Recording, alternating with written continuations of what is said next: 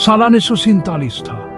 तकसीम की आग में जलता हुआ हिंदुस्तानी बरसगीर दूने ममालिक की पैदाइश का गवाह बना हिंदुस्तान और पाकिस्तान जो बरसगीर के मुसलमानों के लिए एक वतन के तौर पर वजूद में आया, एक मुश्किल मुस्तकबिल से दो चार था। खुशी और अफरातफरी के दरमियान नोखिज रियासत को बेतबड़े चैलेंजों का सामना था।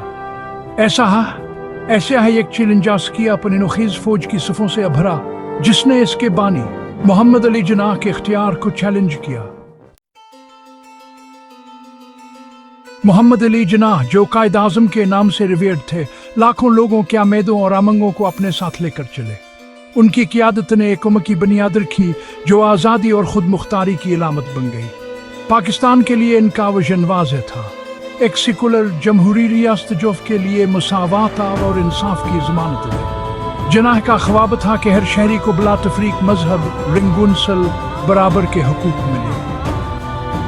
ताहम यह विजन जल्द हयाकतदार की गहरी जड़ों वाली हकीकतों और कौम की हिफाजत के लिए मामूर अफराद की ख्वाहिशात की ज़द में आ गया। सियासी किश्मकशां और ताकत की जंग ने जिन्नाह के ख्वाब को धुंधला दिया। फौज जब अपनी तफोलियत में भयानक ताकत और अदा रहा था, पाकिस्तान के बयानिए में एक हमोड़ का मरहला बनने वाली थी।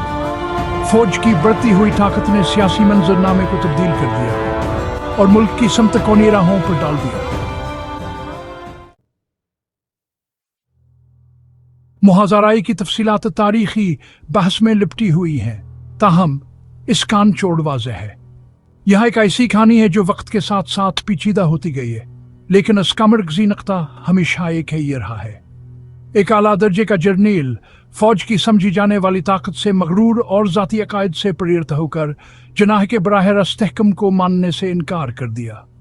यह इनकार न सिर्फ एक शख्सी फैसला था, बल्कि इसके पीछे एक गहरी सूझ और फलसफा भी कार फरमा था। नाफरमानी के इस अमल की वजूहात पेचीदा और मुतनाज़ा हैं।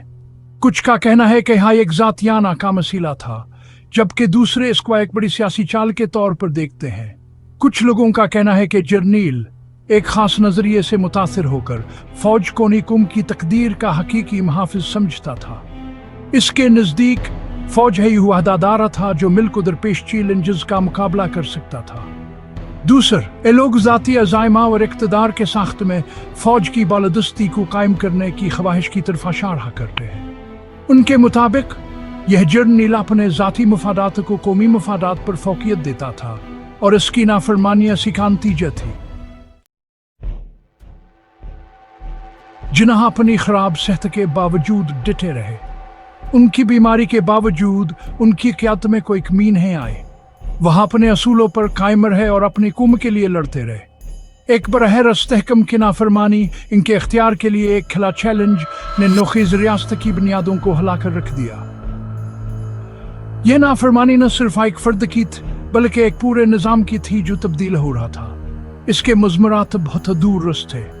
यह एक ऐसा लम्हा था जिसने मुस्तकबिल की समत को बदल दिया और उसके असरात आने वाले सालों तक महसूस किए गए।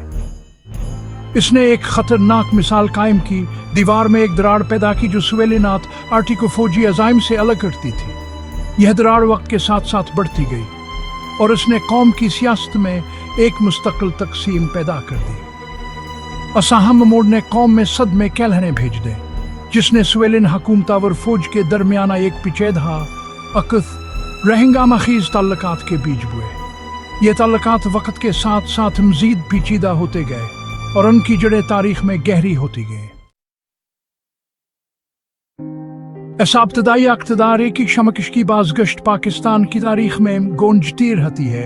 फौजा और सुवेलिन हुकूमत के दरमियान ताल्लुकात तनाव का शिकार रहे हैं, जिसमें बरस्त फौजी मुदाखलत के अदवार शामिल हैं। इस जर्नील का इनकार, ख्वाह इसका मकसद कुछ भी हो, एक लंबा साया डालता है। इसने सुवेलिना अथॉरिटी को उलकारने के लिए फौज की रजामंदी किया, एक ताकतवर अलामत के तौर पर काम क्या हो रहा था। पाकिस्तानी सियासत स्थावर माशरे को मुतासिर कर रही है।